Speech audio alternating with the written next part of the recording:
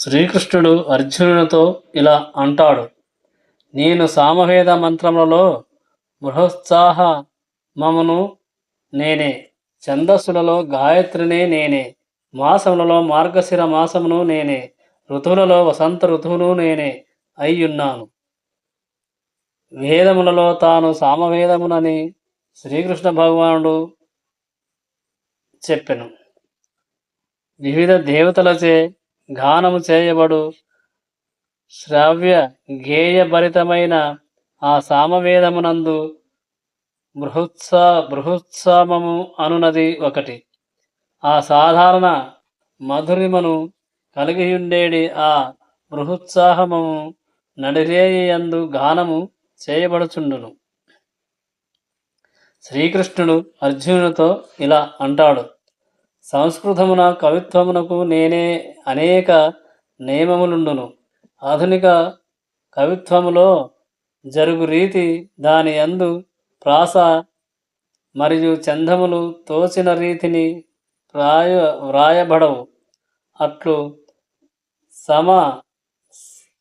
నియమబద్ధముగా వ్రాయబడిన కవిత్వములలో గాయత్రీ మంత్రం ప్రసిద్ధం.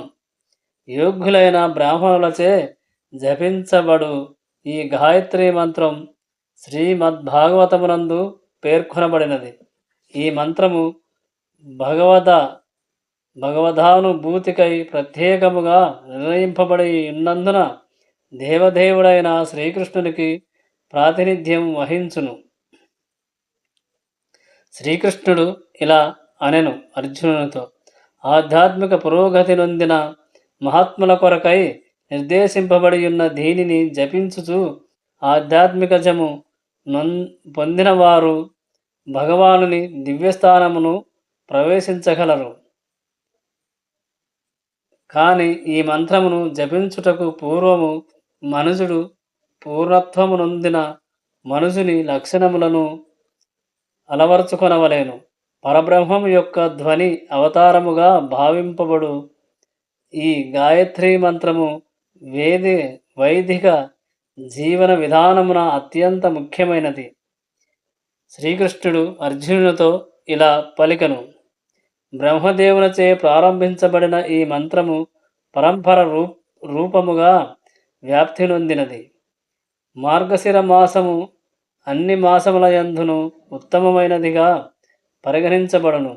ఏలయనా ఆ సమయమున జనుల పొలము నుండి ధాన్యమును సేకరించి ఆనందముతో ఉందురు. అలాగుననే ఋతువులయందు వసంత ఋతువు ప్రపంచమంతటికి అత్యంత ప్రియమైనది. వాతావరణము అతివేడి అతి శీతలముగా లేకుండా వృక్షములు ఫలపుష్ప భరితమై ఉండుటచే అందులకు కారణము. శ్రీకృష్ణుడు ఇలా పలికెను. ఈ వసంత ఋతువునందే శ్రీకృష్ణుని పలు లీలలను గుర్తు చేసుకొను పలు ఉత్సవములు జరుపబడుచుండును. కనుకనే ఋతువులన్నింటినీ యందు వసంత ఋతువు అత్యంత ఆనందదాయకమైనదిగా పరిగణింపబడును. అది దేవదేవుడైన శ్రీకృష్ణునికి ప్రాతినిధ్యం వహించుచున్నది. శ్రీకృష్ణుడు అర్జునునితో ఇలా పలికెను. నేను మొసములలో జూదమును, తేజస్సులలో తేజస్సునై ఉన్నాను. అలాగననే జయమును సాహసమును బలవంతులలో బలమును నేనే. శ్రీకృష్ణుడు ఇలా అంటాడు అర్జునునితో, విశ్వమంతటను పలు విధములైన మోసకారులు కలరు. వారి పలు విధములైన మోసములలో జూదము అగ్రగణ్యమై ఉన్నందున అది శ్రీకృష్ణునికి ప్రాతినిధ్యము వహించును. అనగా పరమపురుషునిగా శ్రీకృష్ణుడు సామాన్య పురుషుని కన్నను గొప్ప వంచన చేయగలడు. ఒకవేళ అతడు ఎవ్వరినైనను వంచింప తలచినచో ఎవ్వరును వంచన యందు అతనిని అధిగమించలేరు. అనగా శ్రీకృష్ణుని ఘనత ఒక రంగమందునే గాక అన్ని రంగములందును గొప్పదై ఉండెను. శ్రీకృష్ణుడు అర్జునునితో ఇలా పలికెను: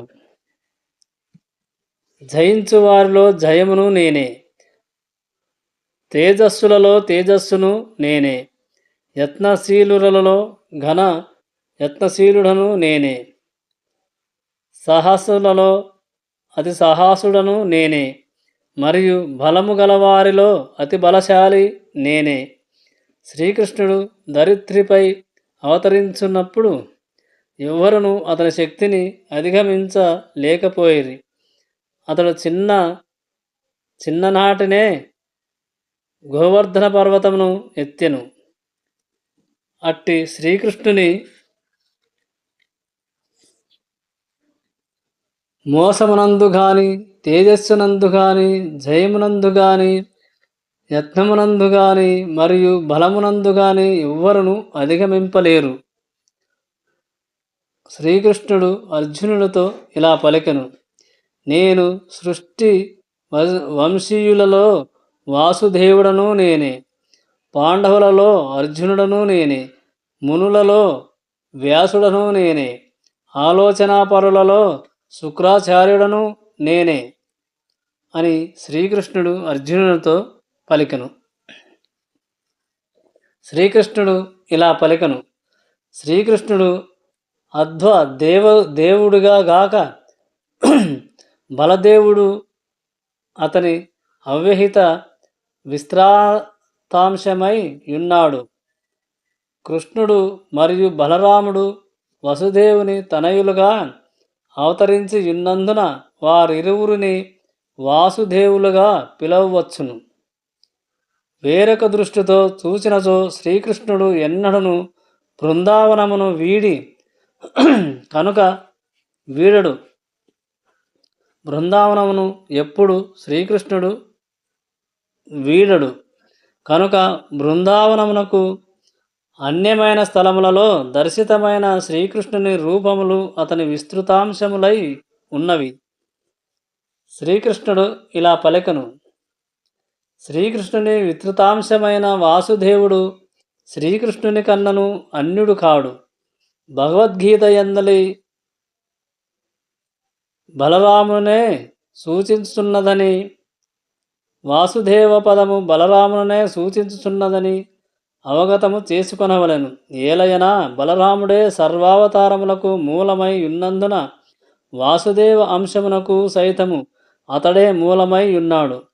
ఈ విధముగా శ్రీకృష్ణ భగవానుని అవ్యవహిత విస్తారములు స్వాంశములు అని పిలువబడును. ఇవియేగాక విభిన్నాంశములు అని పిలువబడు విస్తృత రూపములను కలవు శ్రీకృష్ణునికి. శ్రీకృష్ణుడు ఇలా పలికెను: పాండురాజు తనయులలో ధనంజయునిగా పేరు నొందిన అర్జునుడు నరులలో శ్రేష్ఠుడు కనుక శ్రీకృష్ణునికి ప్రాతినిధ్యం వహించును. మునులు లేక వేద జ్ఞాన సారంగతులైన మనుజులలో వ్యాసుడు శ్రేష్ఠుడు. ఏలయన ఆయన కలియుగ జనులకు అవగతమగునట్లు భిన్న పద్ధతులలో వేద జ్ఞానమును వివరించెను. శ్రీకృష్ణుడు ఇలా పలికెను: అంతేగాక వ్యాసుడు శ్రీకృష్ణుని అవతారమై ఉన్నాడని పలికెను కనుక అతడు శ్రీకృష్ణునికి ప్రాతినిధ్యం వహించును. శ్రీకృష్ణుడు అర్జునునితో ఇలా పలికెను: ఎట్టి విషయమును గూర్చినను సమగ్రముగా ఆలోచింప సమర్థులైన వారిని కవులు అందరు. అట్టి కవులలో దానవుల గురువైన ఉషనుడు శుక్రాచార్యుడు అసాధారణ మేధాసంపన్నుడు. శుక్రాచార్యుడను నేనే, మరియు దూరదృష్టి కలిగిన రాజనీతి నిపుణుడు కనుక శ్రీకృష్ణుని విభూతికి ప్రతినిధి అయి ఉన్నాడు. శ్రీకృష్ణుడు అర్జునునితో ఇలా పలికెను: నేను చట్టవిరుద్ధతను అణచువానిలో శిక్షను జయమును నేనే, కోరువారిలో నీతిని రహస్యములలో మౌనమును నేనే, జ్ఞానవంతులలో జ్ఞానమును నేనే. శ్రీకృష్ణుడు అర్జునునితో ఇలా పలికెను: దుష్కృతులైన వారిని శిక్షించు విధానములు దండన సాధనములలో ముఖ్యమైనవి. కనుక దుష్కృతులు శిక్షింపబడినప్పుడు ఆ శిక్షను గూర్చినవాడు శ్రీకృష్ణునికి ప్రాతినిధ్యము వహించును. శ్రీకృష్ణుడు అర్జునుడితో ఇలా పలికెను: ఏదో ఒక రంగమునందు జయమును ప్రయత్నించిన వారిలో మిక్కిలి విజయవంతమైన అంశము నీతి, శ్రవణము, చింతనము,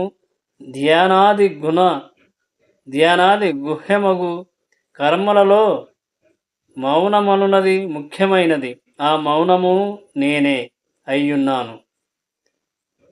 శ్రీకృష్ణుడు ఇలా పలికెను అర్జునునితో: ఏలయనా మౌనము ద్వారా మనుషుడు త్వరితముగా పురోగతిని సాధింపగలడు. జ్ఞానవంతుడైన వాడు భగవానుని ఉన్నత గౌణ ప్రకృతులైన ఆత్మ మరియు భౌతిక పదార్థముల నడుమ అంతరమును కలిగియుండును. అట్టి జ్ఞానము స్వయముగా శ్రీకృష్ణుడే నేనై ఉన్నాను అని పలికెను. శ్రీకృష్ణుడు అర్జునునితో ఇలా పలికెను: ఓ అర్జున, సర్వజీవులకు జన్మకారక బీజమును నేనే. స్థావర జంగములలో నేను లేకుండా ఏదియును స్థితిని కలిగి ఉండలేదు. శ్రీకృష్ణుడు ఇలా పలికెను: ప్రతిదానికిని ఒక కారణము ఉండును. అట్టి కారణము లేదా బీజమే శ్రీకృష్ణుడు. శ్రీకృష్ణుని శక్తి లేకుండా ఏదిను స్థితిని కలిగి ఉండలేదు. కనుక అతడు సర్వశక్తివంతుడు అని పిలువబడినాడు. అతని శక్తి లేకుండా స్థావరము గాని జంగము గాని ఏదియును మనుగడను కలిగి ఉండదు. కనుకనే శ్రీకృష్ణుని శక్తిపై ఆధారపడనిదిగా గోచరించుతున్నది మాయగా వర్ణింపబడును.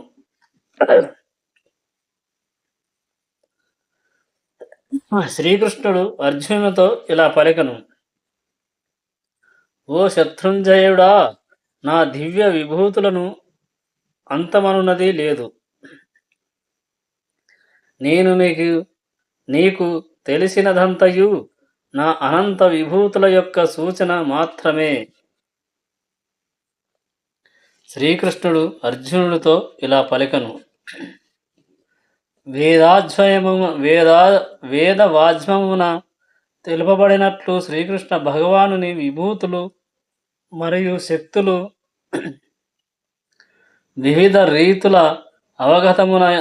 అవగతమైనను వాస్తవమునకు అట్టి విభూతులకు పరిమితి లేదు. శ్రీకృష్ణుడు అర్జునునితో ఇలా పలికెను: కనుకనే సమస్త విభూతులు మరియు శక్తులు ఎన్నడూను వివరింపబడలేవు. అనగా అర్జునుని జిజ్ఞాసను సంతృప్తిపరచుట కొరకు శ్రీకృష్ణ భగవానుడు కేవలము కొన్ని ఉదాహరణములు మాత్రమే వివరించియున్నాడు.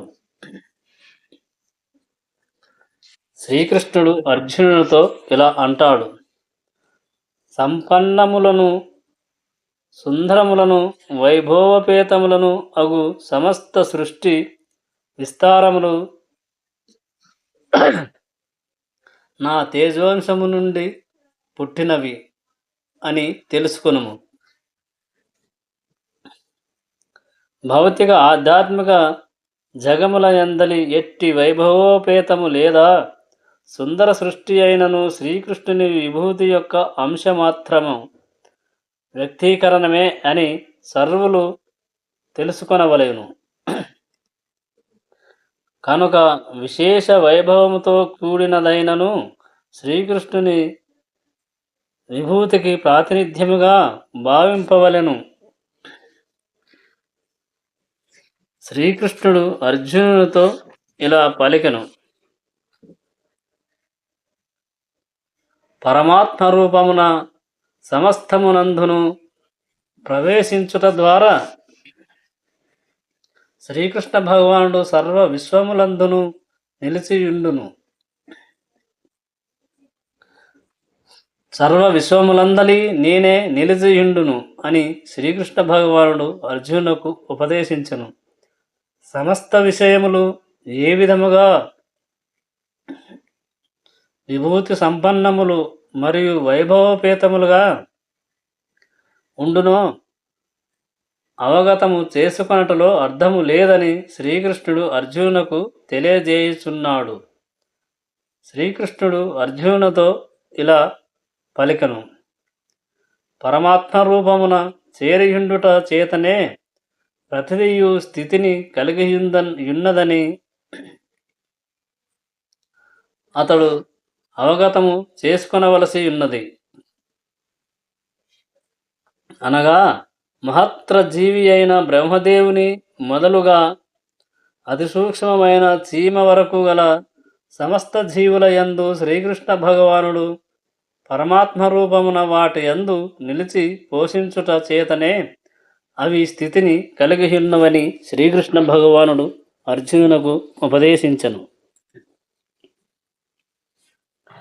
శ్రీకృష్ణుడు అర్జునునితో ఇలా పలికెను: ఏ దేవతార్చనమైనను చివరకు దేవదేవుడైనను శ్రీకృష్ణుని చెంతకే లేదా పరమగమ్యమునకే మనుషుని చేర్చునని పలుకు సిద్ధాంతమొకటి కలదు. కానీ బ్రహ్మరుద్రాదుల వంటి గొప్ప దేవతలే శ్రీకృష్ణ భగవానుని విభూతిలో అంశమాత్రమునకు ప్రాతినిధ్యం వహించుచున్నందున దేవతార్చనము ఇచ్చట పూర్తిగా నిరసింపబడుచున్నది. శ్రీకృష్ణుడు అర్జునుడితో ఇలా పలికెను: జన్మగల ప్రతి ఒక్కరికి అతడే మూలము, నేనే మూలము అని, మరియు అతని కన్నను ఘనుడెవ్వడనూ లేడు. అతని కన్నను ఘనుడు గాని సమానుడు గాని లేనందునే అతడు అసమర్థవు అని పిలువబడినాడు.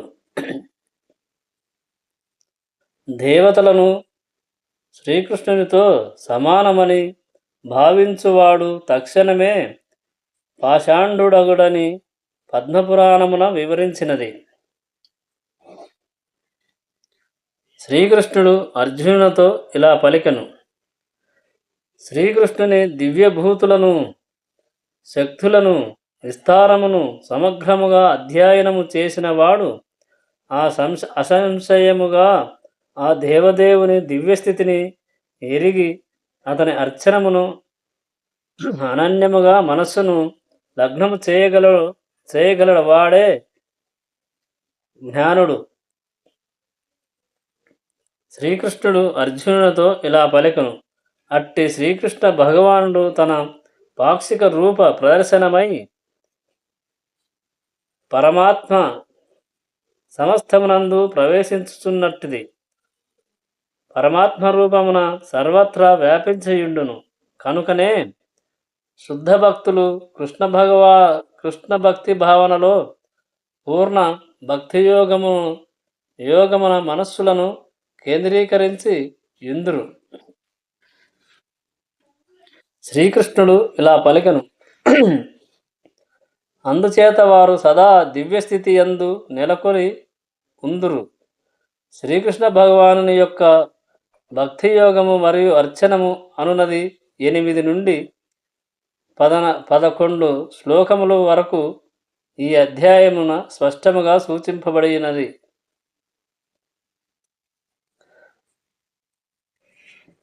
శ్రీకృష్ణుడు ఇలా పలికెను: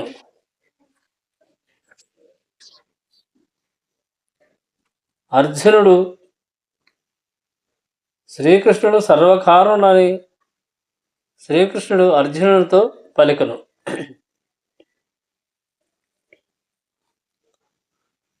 సర్వావతారములకు కారణుడైన అవతారి.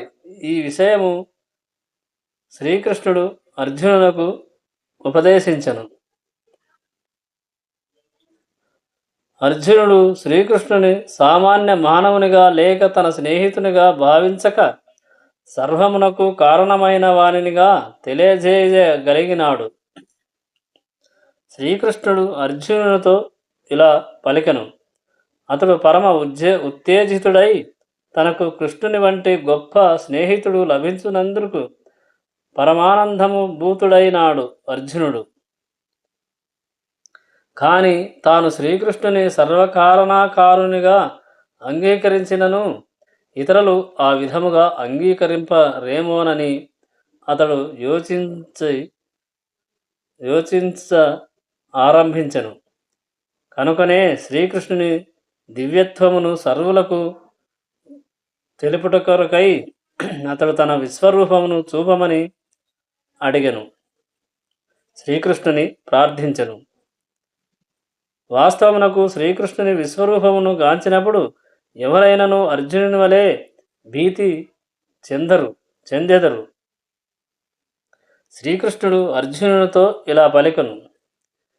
శ్రీకృష్ణుని విశ్వరూపమును గాంచినప్పుడు అర్జునుడు భీతి చెందలేదు. కానీ కరణాంతరంగుడైన ఆ భగవానుడు విశ్వరూపమును చూసిన పిమ్మట తన మూల రూపమును పొందియుండెను.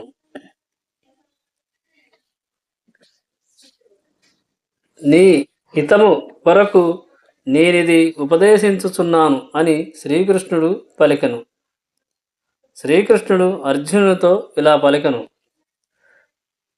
చాలాసార్లు శ్రీకృష్ణుడు పలికిన విషయమును సంపూర్ణముగా అంగీకరించిన అర్జునుడు అంతయు శ్రీకృష్ణుని కరుణ చేతనే జరుగుచున్నదని కృతజ్ఞతాపూర్వకముగా ఇచ్చట హృదయమునందు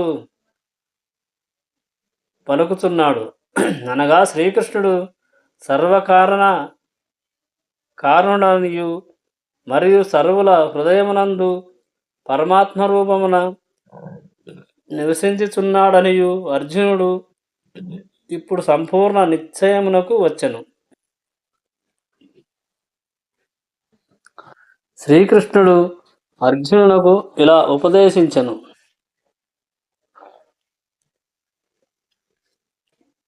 శాంతి గౌరవము అనేటివి శాంతిగా ఉంటేనే వచ్చును అని శ్రీకృష్ణ భగవానుడు పలికెను. విజయము పొందాలంటే శాంతి ఉండవలెనని శ్రీకృష్ణ భగవానుడు అర్జునునకు ఉపదేశించెను. అర్జునుడు ఇలా పలికెను. ఓ కమల పత్రాక్ష, సర్వజీవుల జనన మరణములను గూర్చి వివరముగా నీ నుండి నేను తెలుసుకొనేదను. శ్రవణము చేసి తిని మరియు అవ్యయములైన నీ మహాత్మ్యములను కూడా గుర్తించి తిని. అర్జునుడు శ్రీకృష్ణుడితో ఇలా పలికెను. తనతో నిశ్చయముగా పలికియున్నందున అర్జునుడు ఇచ్చట ఆనందోత్సాహములతో అతడిని కమల పత్రాక్ష అని పిలిచెను. కృష్ణుని కన్నులో కమల దళములను పోలియుండును అని సంబోధించుచున్నాడు. ఈ విషయమును గూర్చి అర్జునుడు శ్రీకృష్ణుని నుండి సవిస్తారముగా శ్రవణము చేసెను. ఆ భగవానుడు సమస్త సృష్టి లయములకు కారణమైనను వాటికి అతీతుడైనను యుండనని అర్జునునకు శ్రీకృష్ణుడు చెప్పెను. అది అర్జునుడు ఎరిగి యుండెను. శ్రీకృష్ణ భగవానుడు స్వయముగా తాను అన్నీ నాయందే ఉద్భవించినను వాటికి నేను అతీతముగా యుందునని శ్రీకృష్ణుడు అర్జునునకు ఉపదేశించెను. సర్వవ్యాపకుడైన సర్వత్రా వ్యక్తిగతముగా నిలిచియుండడు. అచింత్యమైన ఆ దివ్య విభూతినే తాను పూర్తిగా అవగాహన చేసుకొనినట్లు అర్జునుడు అంగీకరించుచున్నాడు.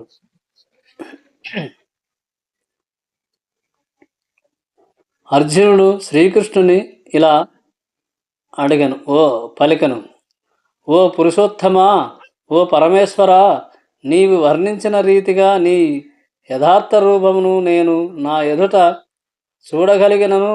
నీవు ఏ విధముగా నా విశ్వమునందు ప్రవేశించితివో నేను గాంచ నభిల నభిలషించుచున్నాను అభిలషించుచున్నాను. నీ యొక్క ఆ రూపమును నేను దర్శించగోర్దును అని అర్జునుడు శ్రీకృష్ణుని వేడుకొనెను. భౌతిక విశ్వమునందు తాను తన స్వీయ ప్రాతినిధ్యముచే ప్రవేశించియున్న కారణముగా అది సృష్టి నుండి నడుచుచున్నదని శ్రీకృష్ణ భగవానుడు పలికను. శ్రీకృష్ణుడు ఇలా పలికను: తనకు సంబంధించినంత వరకు అర్జునుడు శ్రీకృష్ణుని వచనములనే జ్ఞానవంతుడయ్యను. కానీ శ్రీకృష్ణుడు సామాన్య మానవుడే అని భావించు అవకాశము కలిగిన భావిజనులకు విశ్వాసము కలిగించుట కొరకు అతడు ఆ దేవదేవుని విశ్వరూపమునందు చూపమని కోరెను. తద్వారా ఏ విధముగా ఆ భగవానుడు విశ్వమునకు పరుడై ఉన్నను విశ్వకార్యము నునరించునో అతడు తెలియచేసెను. అర్జునుడు శ్రీకృష్ణుని పురుషోత్తమ అని సంబోధించుటయందును ప్రాముఖ్యము కలదు. ఏల అనగా దేవదేవుడైన శ్రీకృష్ణుడు అర్జునుని అంతరమందున నిలిచి అతని కోరికను ఎరిగియుండెను. స్వయరూపమునందు గాంచుటచే సంపూర్ణంగా తృప్తిని పొందెను. తనను విశ్వరూపమునందు గాంచవలెను అని ప్రత్యేక కోరిక అర్జునునకు ఎట్టిది లేదనియు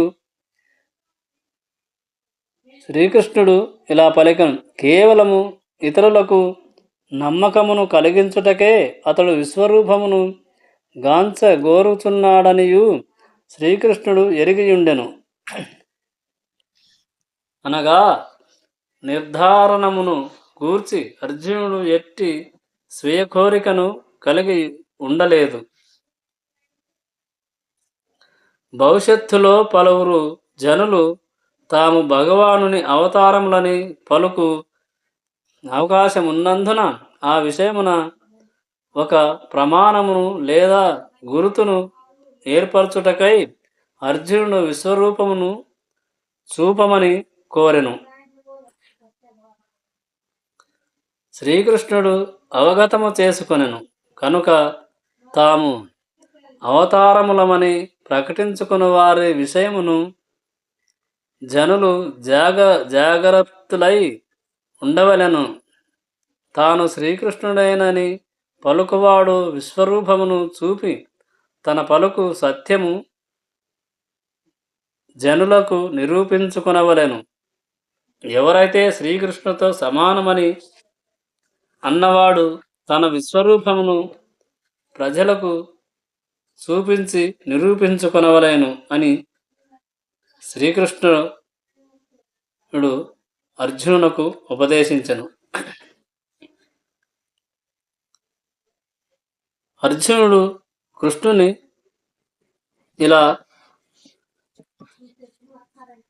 అడిగెను: హే ప్రభు యోగీశ్వర, నీ విశ్వరూపమును చూచుటకు నేను సమర్థుడనని నీవు తలచినచో దయతో ఆ అపరిమితమైన విశ్వరూపమును నాకు చూపమని అర్జునుడు శ్రీకృష్ణుని కోరెను. భౌతికేంద్రియముల ద్వారా దేవదేవుడైన శ్రీకృష్ణుని దర్శించుటకు శ్రవణము చేయుట, అవగాహన చేసుకొనుట లేదా గ్రహించుట సాధ్యము కాదని తెలుసుకొనవలేను. శ్రీకృష్ణుడు ఇలా అంటాడు: కానీ తొలి నుండియే మనుజుడు ప్రేమయుత సేవలో నిమగ్నుడైనచో ఆ భగవానుని గాంచగలుగును, నన్నే చేరుకొనును. చిన్నప్పటి నుండి ప్రేమ భక్తియుత సేవలలో ఉన్నవాడు నన్ను చేరుకొనునని శ్రీకృష్ణ భగవానుడు అర్జునునకు ఉపదేశించెను. వాస్తవమున